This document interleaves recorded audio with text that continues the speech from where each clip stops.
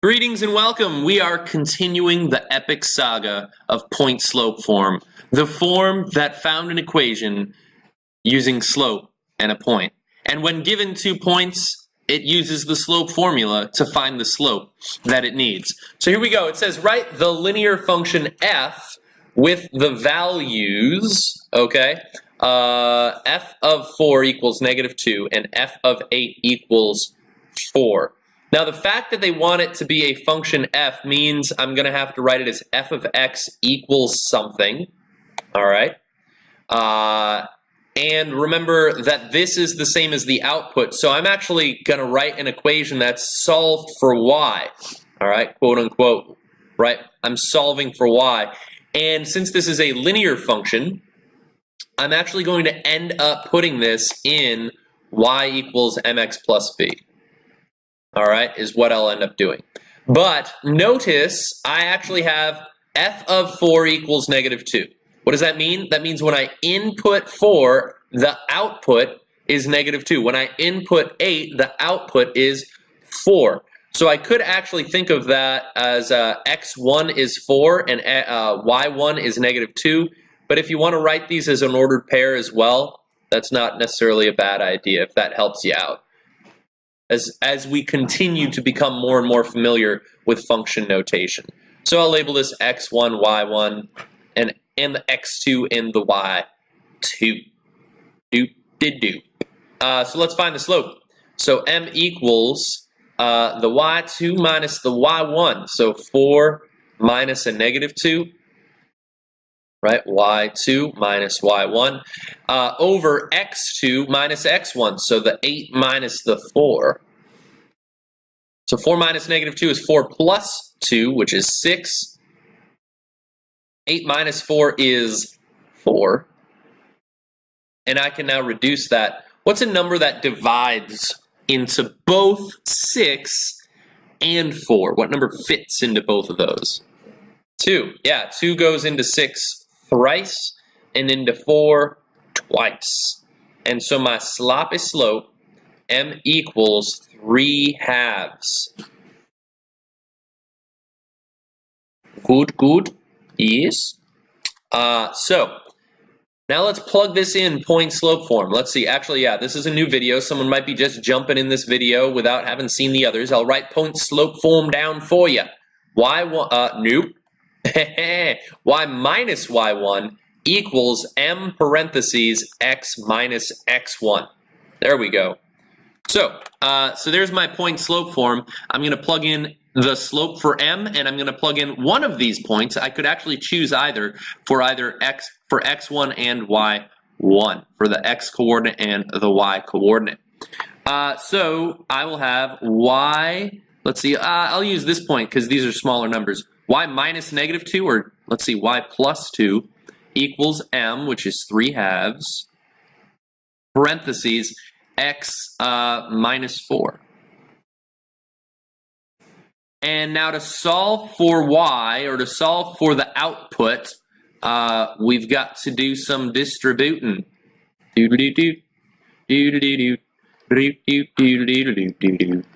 So let's see, so I'll have 3/2 x. Oh, guys, this is interesting. 3/2 times 4. So I could do 4 times 3 is 12, and then divide by 2 and get 6. But the fact that 4 is divisible by 2, maybe to keep smaller numbers in my work, I could actually do 4 divided by 2 is 2, and then multiply by the 3 to get 6. Either way, I get 6, and it is negative. How do I solve for y, friends? Yeah, subtract 2 from both sides. So I will get y equals 3/2 x. That becomes more negative, so that's -8. Now they wanted to write it as a function f, so this is the same as if I write f of x. All right, the function when I input x is equal to 3/2 x minus 8. Good. Yes. Right. We liking it? We liking it? All right. Let's see. Yeah, I think I'm going to do number 3. This is actually monitoring progress number 3, and I'm going to show you a side-by-side. I think I might have even promised this in an earlier video that I was going to do this, so I guess I should. I'm just going to do monitoring progress number 3 and do a side-by-side comparison of how we did this problem in section 4.1 and how we are doing it now. How now, brown cow. All right, here we go. So here I've got 2 points, and if I want to write this equation in slope-intercept form, this is what we did a few days ago. All right, this is the actual work that I wrote on a previous video. I should actually put the hyperlink right over this. That would link back to that video, time-stamped to that moment. That would be pretty great. But the way we found this back before we even knew point-slope form existed was I found the slope. All right, so I found the slope equals 3. That's going to be the same step. And then because I only knew about y equals mx plus b at the time, we actually plugged the slope in for m, and I plugged in either one of my points for the x and the y, right? So I have 4 equals 3 times 1 plus b, and then I solved for the b, all right? So 3 times 1 was 3, subtract 3 from both sides, I got b equals 1, and then I plugged the m and the b into y equals mx plus b. Ready, sneeze? Ooh, goodness, wow. All right, make sure you guys add that to your top 10 sneezes from Waddy Math YouTube videos for 2016. I don't know where that ranks. That's for you guys to decide when you make your video. Right. This was I'm only doing problem 3. This was a problem that we actually did a few days ago. This was when I only knew slope intercept. Yeah, I knew the whole time, but when we did the problem as though I only knew slope intercept form. So now let's do exactly the same problem using point slope. So the first thing I'm going to do is find the m, and I would still label these x1 and y1 and x2 and y2. And let's see, so m is equal to 10 minus 4 over 3 minus 1. I end up getting exactly the same m that I did earlier. All right. Man. M equals 10 minus 4 was 6, right? 3 minus 1 was 2, and that divided out to be 3. So I get my m. Now if I want to write this in point-slope form, now remember, point-slope form is different than slope-intercept form. It's y minus y1 equals m parentheses x minus x1. So let's plug in one of those points and the slope for point-slope form. I'll still choose x1, y1 here. Yep. Yep. Perfect. All right. But they still asked us for slope-intercept form. So we're going to do our transforming. Ready? So let's use the distributive property. So y minus 4 equals 3x minus 3. And then I would add 4 to both sides. And I think this way is less complicated than using only slope-intercept form. I mean, it takes about the same number of lines of work. I did skip this line here, right? But I think it's less complicated. Because here you had to plug into slope-intercept form one of your x1, y1s for things that were not written as x1 or y1, and I think that, this move is a little bit tricky. It's a great move. We definitely need to know how to do that, the idea of plugging in what I know to solve for what I don't know. But I think point-slope form just does it a little bit easier. It doesn't require you to remember as many tricks And so yeah, so I just wanted you to see kind of the side by side of that. Let's see, let's do example 4. Ooh, we're getting real now, friends. You've got this, so this is not the number 4, it's example 4 on your packet. Modeling with mathematics.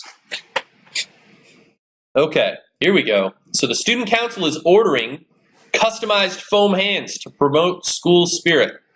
Yes, excellent. Yeah, I wish our school mascot was like a hand, because I think having like, you know, a thumb that could touch all my fingers is pretty good. I can accomplish a lot. That's pretty great. Yeah. And in a lot of sports, when you're like rooting for your team, well, I guess soccer you can't use your hands. Yeah, that's true. I don't know. But anyway, so they're making hands out of foam. The table shows the cost of ordering different numbers of foam hands. So here's a cost based on an input of number of foam hands. Can the situation be modeled by a linear equation? Explain. So let's first figure out that. So let's do the change in y. These are our y's, these are our x's. So let's do the change in y divided by the change in x and see if it's a constant rate of change. So to go from 34 to 46, that is adding 12. And my x value, my input, increased by 2. All right, let's see if that keeps that pattern going. So let's see, 46 to 58 is in fact plus 12 and over 2, right? Up 12 over 2, right? Here's the change in y, the rise over the run. So up 12 over 2, up 12 over 2. Let's see if it keeps going. 58 plus 12 is 70. Or I could have asked that backwards. 70 minus 58 is 12. You guys see that? 70 minus 58 is 12. What's the difference between those? What's the difference between these? 10 minus 8 is, oh, it's still plus 2. Oh boy, guys, this looks linear. Can it go all the way? Yeah, 70 plus 12 is 82. And 10 plus 2 is 12. Let's see.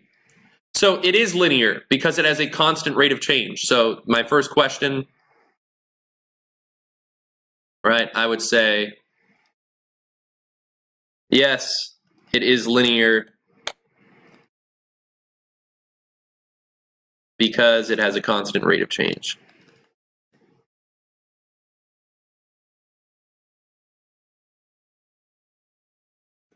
Rate of change, right? And the rate of change in this case, because it's constant, bless you, will be our slope. All right. And now it says, if possible, write a linear model that represents the cost as a function of the number of foam hands. So check this out. Bless you. Yeah. So notice this, f of, and then here's my x. F of x. So here's my x, the number of foam hands, and notice that is in fact how we labeled it here. And the output was the cost, which is our y, and that's exactly what I have here. Okay, so if I'm going to write my equation, I'm going to have to find the slope and a point if I want to use point-slope form. Because, wait, actually, let's ask that question. Are any of those points a y-intercept? Does anyone remember how I could tell if a point is a y-intercept?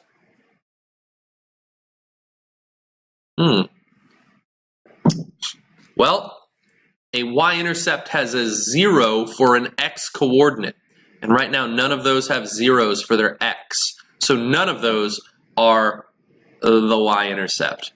So let's see. So for the slope, I was going up 12 over 2. And so what does that simplify to be? What's 12 divided by 2? Yep, just plain old 6. So I've got my slope. And now I actually have 5 points that I could pick from for my x1, y1. I'm going to pick the smallest point. So I'm going to call this x1 and this y1. And let's plug it in to point-slope form. So I'll have y minus 34, right? Y minus y1 equals m, which is 6, parentheses x minus x1, which is 4. So here's my equation in point slope form. This is a linear model that represents the cost of these foam hands. Now, I want to have this be a function. I need it in f of x notation. So that means I'm going to have to solve for the y. So to do so, I would simplify and then get rid of this 34. So let's see, y minus 34 equals 6x minus 6 times 4 is 24 with a negative. And I would add 34 to both sides to get y by itself. Right? We've been doing that a few times now. So y equals 6x, 34 minus 24 is 10. So my y-intercept is 10. Now, that's in slope-intercept form. Let's write it as a function. So I would say, I could actually even call it c of x, c for cost, right? But we'll just use regular old f of x, and I'll write it down here.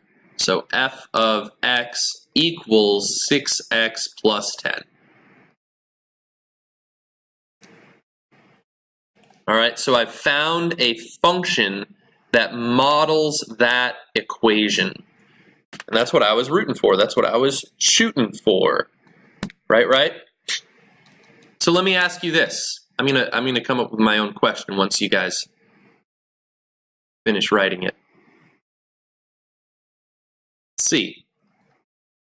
How much could a woodchuck chuck? No. How much would, no,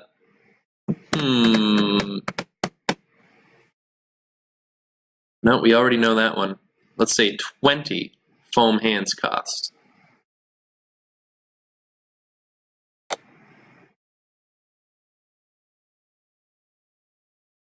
All right, so how much would 20 foam hands cost? Another way of asking that is, what is f of 20 equal to? Right? What do I get when I plug in 20 for x? What is the output? So how could I figure that out? How could I evaluate this function when I plug in 20? I would just write f of 20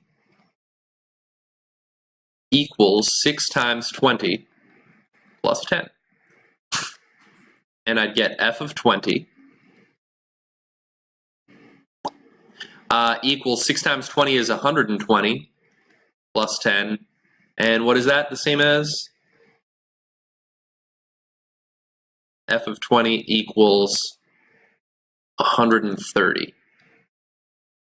So that means 20 foam hands would cost $130.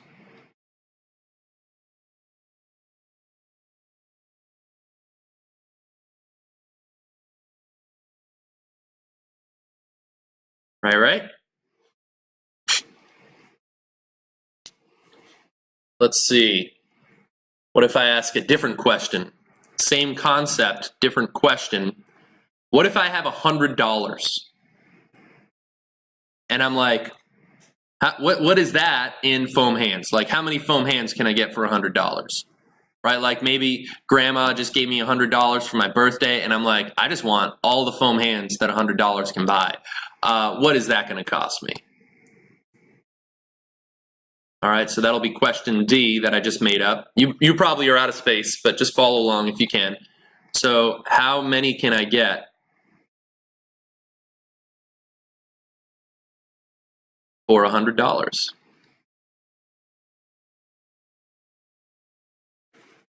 What do you guys think I could do for that?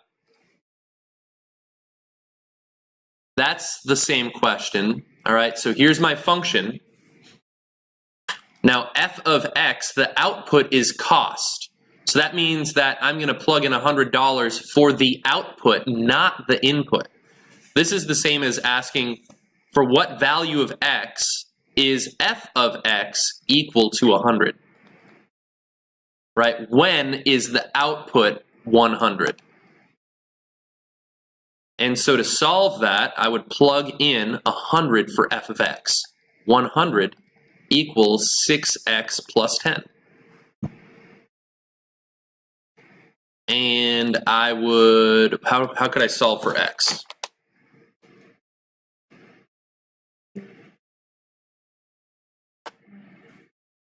Yeah, subtract 10 from both sides. And I'm going to flipperoo this whole thing at the same time. So I'll have 6x equals 100 minus 10 is 90. This will be the last thing we do. Bonus questions. How do I solve for x now? Yeah, divide both sides by 6. And I get x equals, thank you, Grandma, 15 foam hands. Right? So I can get 15 foam hands for $100. Right? So once I have a model, I can use it to predict outcomes that I didn't already know. Right? I could find out how much would this input cost me and how much, what input, right, would give me the output that I currently have. All right, right? Thank you for watching, Internet friends. Bye-bye.